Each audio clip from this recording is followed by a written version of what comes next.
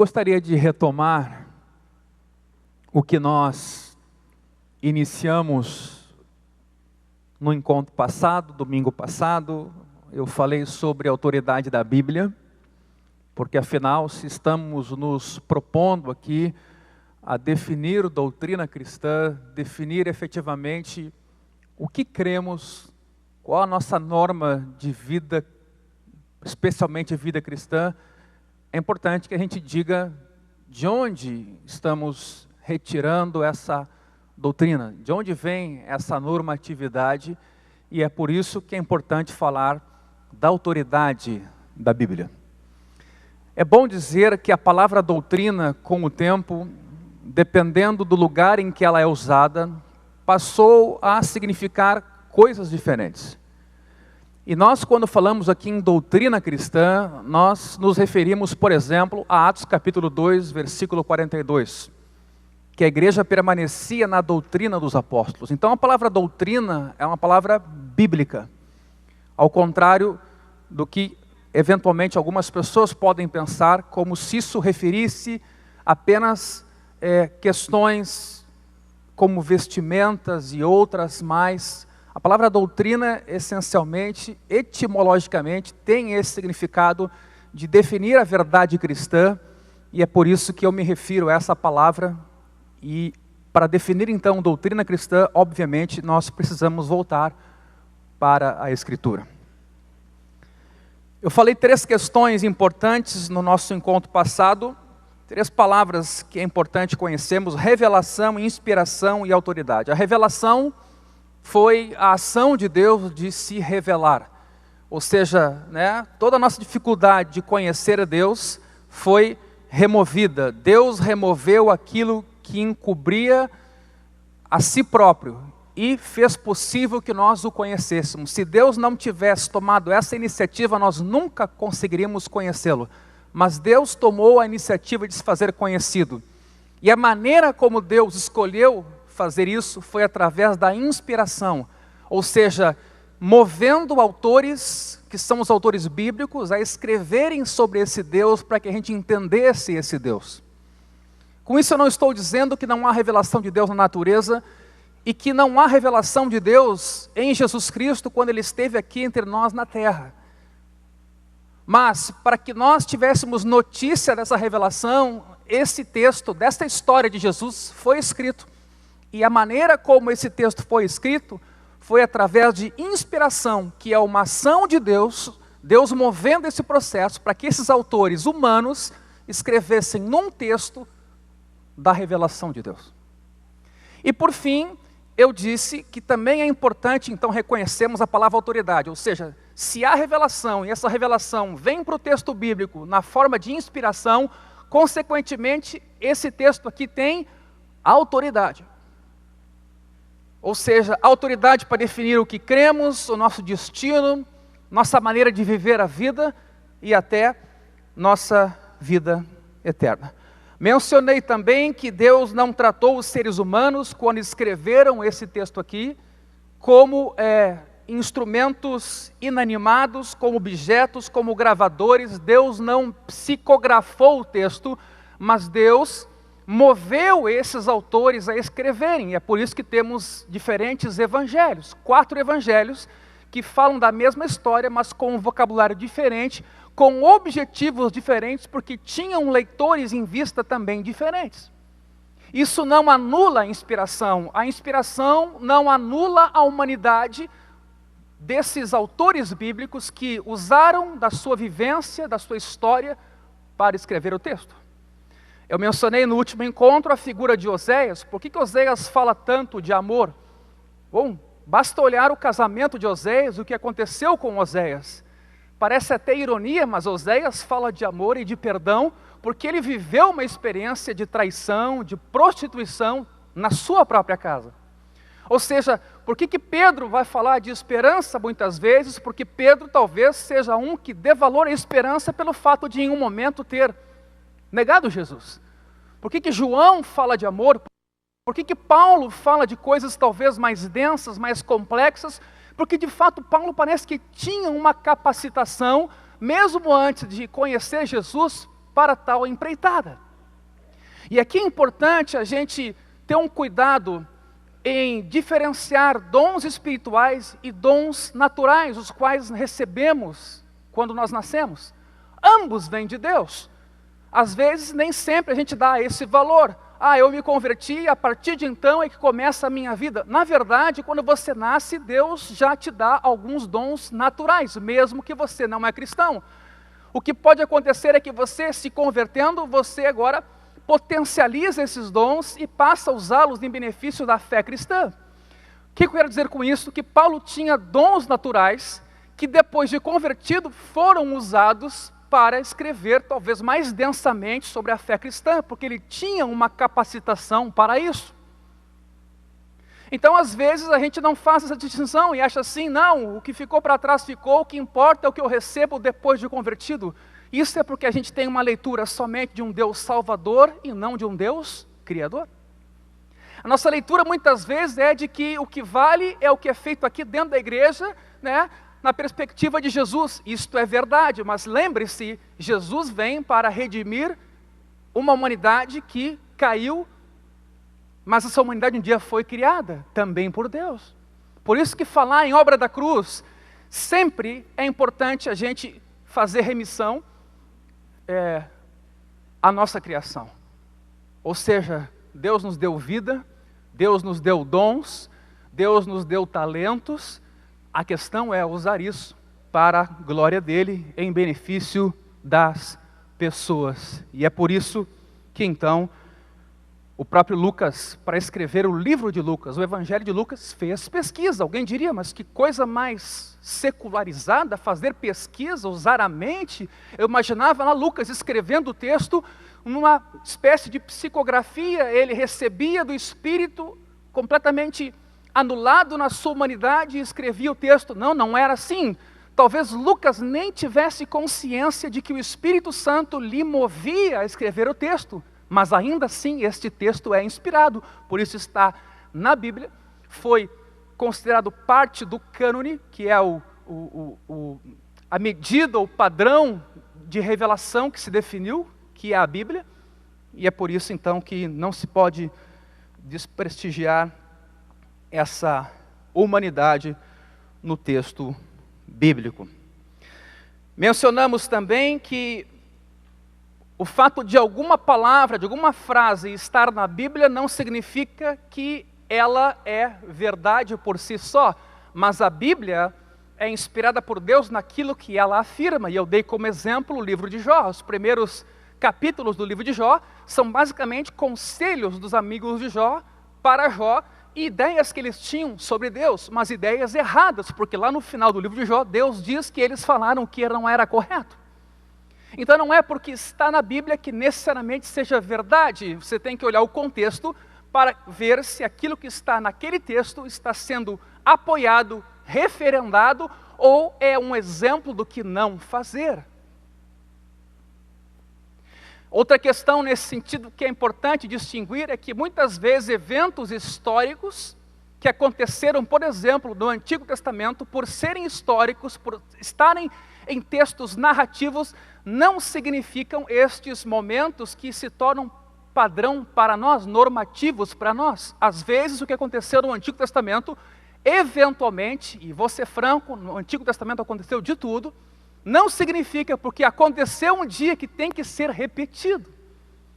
E essa é uma questão importante quando a gente analisa um texto. Esse texto é histórico, esse texto é uma crônica, esse texto é uma narrativa, ou ele é uma carta como as cartas de Paulo, que são textos normativos, onde aí sim se define doutrina cristã e se deve observar tudo na sua íntegra.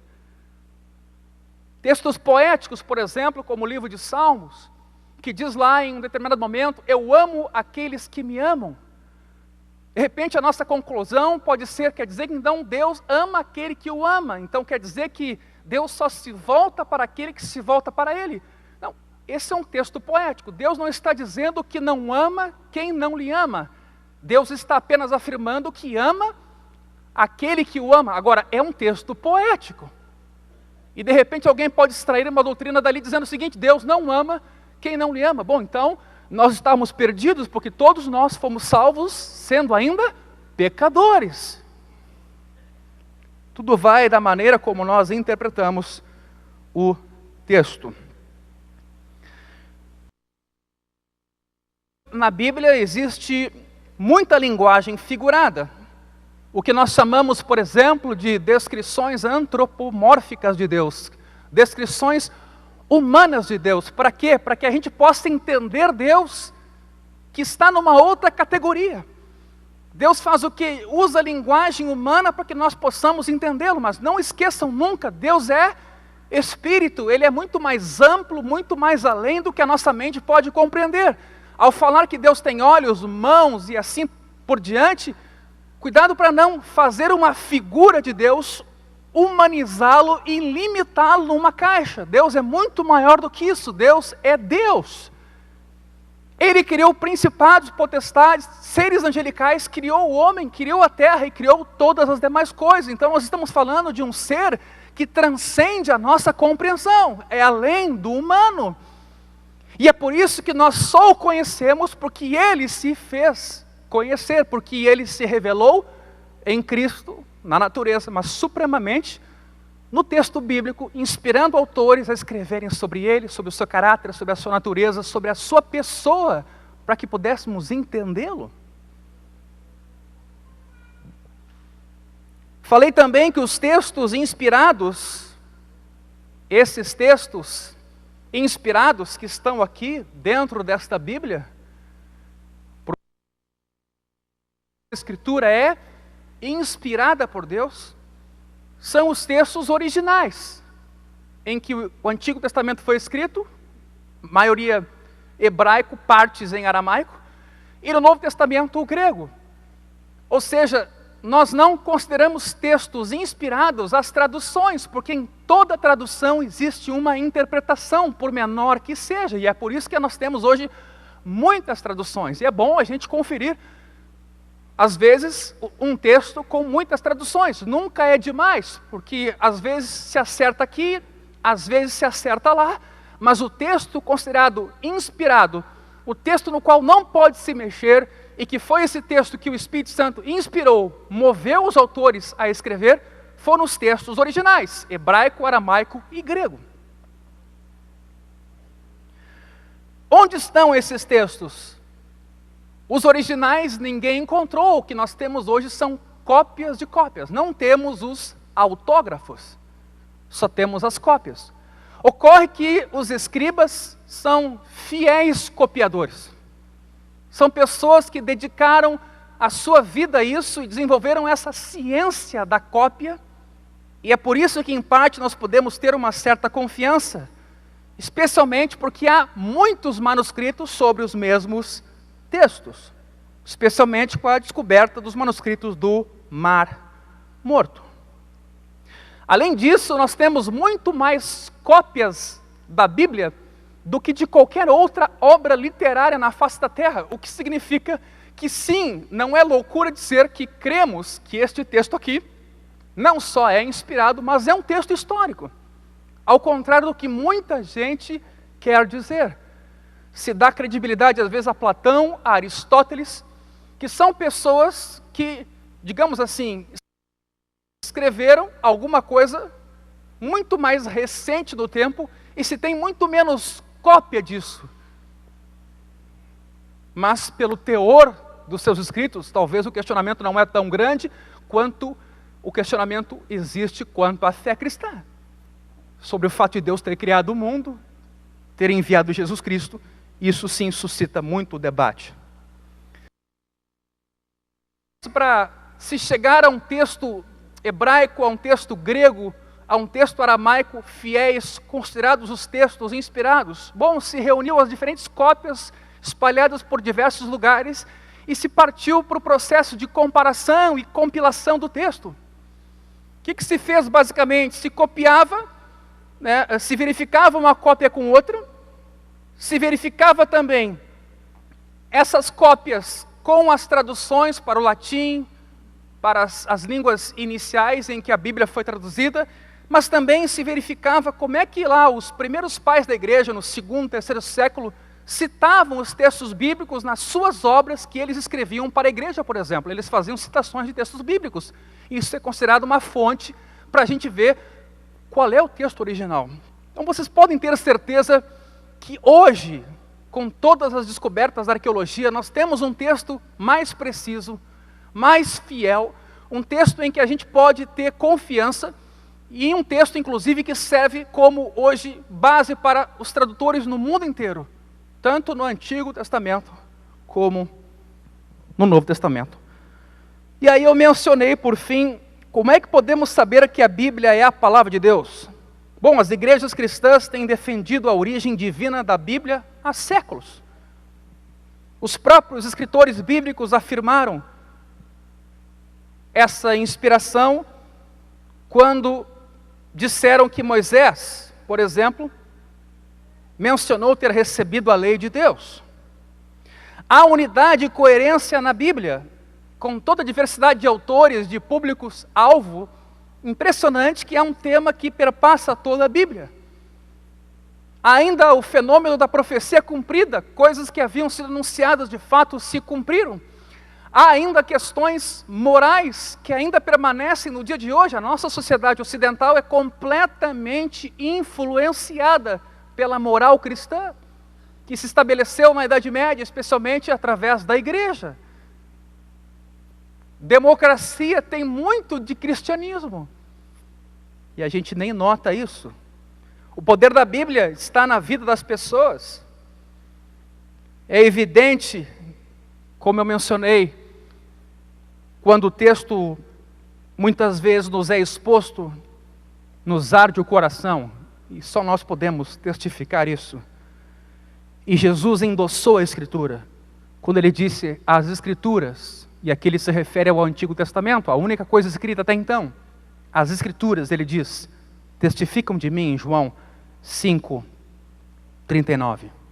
E é por isso que a pergunta que eu fiz no início do culto passado, o que é mais fácil, falar em autoridade da Bíblia ou falar em autoridade de Jesus? E num primeiro momento parece falar em autoridade de Jesus, porque o questionamento que se faz da Bíblia e a inspiração desse texto é enorme.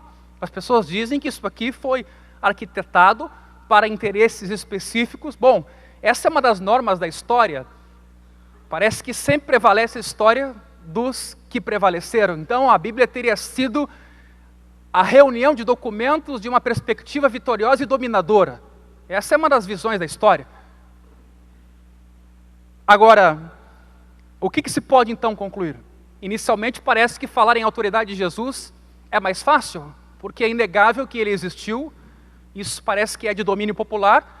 Talvez alguns digam que não como Deus, mas como homem. A sua historicidade é inegável, então as pessoas vão dizer que é mais fácil aceitar Jesus do que a Bíblia.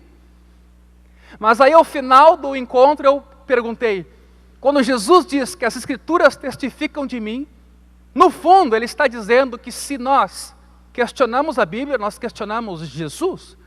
Ou seja, ou estes dois elementos ficam de pé ou caem juntos.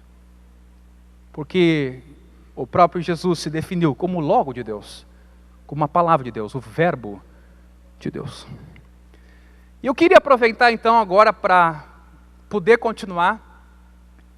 Queria aproveitar esse momento para abrir rapidamente a opção de você fazer uma pergunta dentro do que nós abordamos até aqui. Eu sei que no último encontro as pessoas eventualmente tiveram algumas dúvidas. O Edivaldo vai me dar uma ajudinha aqui agora rápido. Dentro daquilo que nós abordamos até agora, alguma dúvida, alguma pergunta que você gostaria de fazer? Não? Não existe. Tudo entendido. Uma das pessoas até, na última reunião, me perguntou o seguinte: o senhor falou em sistema pré-copérnico. Que história é essa? Sistema pré-copérnico. O que eu fiz no encontro passado? Ao ler o Salmos 19, a gente nota lá, sendo um texto poético, que o salmista diz o seguinte, que o sol percorre o seu caminho. Bom, o sol percorre o seu caminho pode indicar para alguns que o Sol se move. Se o Sol se move, obviamente, então, a Terra e não o Sol é o centro do sistema, né? É o que Ptolomeu cunhou como sistema geocêntrico, ou seja, onde a Terra é o centro de tudo. E aí, obviamente, que por causa disso, por causa do texto bíblico, a igreja, durante um período, perseguiu qualquer cientista que contrariasse essa doutrina, porque eles achavam que o ser humano era o centro do universo. Aí depois veio Copérnico questionando isso, e mais especificamente Galileu, que até foi penalizado pela igreja, ficou em prisão domiciliar, porque quis expor que não é a Terra, mas é o Sol o centro do sistema. E aí, obviamente, que alguns disseram, bom, então a Bíblia se perdeu. Não, o problema não é a Bíblia aqui, mas como a lemos. O livro de Salmos, por ser um texto poético, não se pretende ser científico. O que ele faz, basicamente, é mostrar o Sol do ponto de vista do observador, que vê o Sol se mexer. Mas ele não vai teorizar para dizer que não é o Sol que se mexe, mas é a Terra. Então, o que a ciência fez por vezes, e isso é muito importante que a gente considere, a ciência nos ajudou a reler o texto. Ou seja, no momento em que eu sei que a Terra não é mais o centro do sistema, mas o Sol é o centro, o heliocentrismo, bom, eu passo a entender o quê? Que eu li errado a Bíblia, que eu interpretei a Bíblia como ciência, quando a Bíblia li em Salmo 19, era apenas um texto que descrevia como o observador olhava o Sol nascer e se pôr. Então, por vezes, a ciência, ela vai ajudar na releitura da Escritura. Claro que há que se ter um cuidado aqui, para que nós não racionalizemos a Escritura, mas ao mesmo tempo nós não podemos cometer excessos fundamentalistas que negam a exatidão do texto e assim por diante. Pergunta?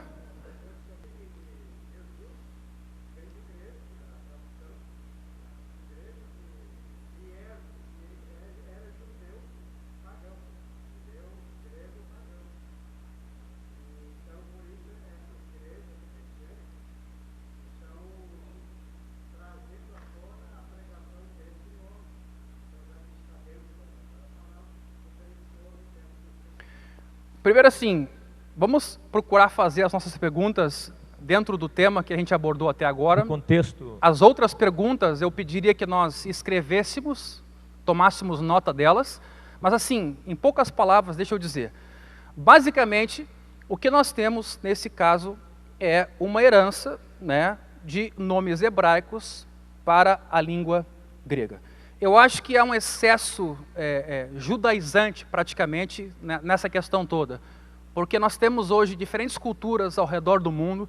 Imagina se, para mim, ser salvo, eu preciso pronunciar corretamente o nome de Jesus ou assim por diante. Então, eu acho que doutrinas dessa natureza, dessa categoria, mais buscam causar confusão do que, eventualmente, trazer esclarecimento. Então, existe muita dúvida sobre a interpretação. O próprio nome de Deus, Yahweh, no Antigo Testamento em hebraico, originalmente não era vocalizado, não tinha vogais. Por isso se fala Yahweh, porque se supõe que é assim, mas não se sabe, é o que se chama de tetragrama. São 4 consoantes, e por não haver vocalização nesse texto, efetivamente o próprio judeu não sabe como pronunciar esse nome. Então, por aí a gente já pode encerrar a história. Então, se o nome de Jesus era Yeshua, se era o nome de Josué, ou se era algum outro nome, confesso a vocês que, na minha perspectiva, a ação ela é diferente. Deus se humanizou, Deus simplificou as coisas. E às vezes, né, a gente complica algumas outras questões, quando Deus, na verdade, quis facilitá-las. Então, nós podemos até tratar sobre essa questão num outro momento, mas eu queria assim que nós ficássemos dentro do que foi abordado até agora, sob pena de a gente fazer muita divagação aí. Tu falaste da natureza, aquele texto de Josué se encaixa nisso aí, onde diz que o sol, pois, se deteve no meio do céu, né? Na questão, muitos dizem que o sol parou, nesse contexto que tu citaste de Salmos, né? é a velha questão do observador, né? Imagina escrever esse texto naquela época. Que conhecimentos as pessoas tinham naquela época para escrever sobre esse fenômeno? Então, basicamente, toda a fala, ela é uma fala que se reduz ao fenômeno. Ela não dá a origem, ela não dá o meio, ela não explica, ela apenas constata do ponto de vista do observador. E aí nós precisamos entender que os escritores bíblicos não tinham o conhecimento que a gente tem hoje. E por vezes, então, até esses textos precisam ser reinterpretados nesta perspectiva. O texto de Gênesis e muitos outros são textos que têm uma linguagem, às vezes, extremamente complexa, mas também simplista para nós que somos acomodados hoje a um pensamento científico. Então, essa é uma das questões aqui. Quanto àqueles ano bissexto, é devido a essas 4 horas, de 4 em 4 anos, dá o ano bissexto, né? Aquele Na verdade... do sol parar 4 horas. De 4 em 4 anos dá um ano diferente. Na verdade, circulam muitos boatos e teorias sobre essa questão do sol ter parado. Inclusive um suposto escrito da NASA, uma suposta pesquisa da NASA, tendo dito que isso justifica várias questões hoje. Eu acho que isso é mais boato e material não científico. Eu acho que é complexo nós voltarmos agora para esse tema de Josué, para dizermos o seguinte, né, o que parou, o que não parou, parou mesmo, foi uma linguagem simbólica. Eu preferia não entrar nisso. O que eu posso dizer é que não há pesquisa científica que justifique no tempo essa parada do sol aí. Não há.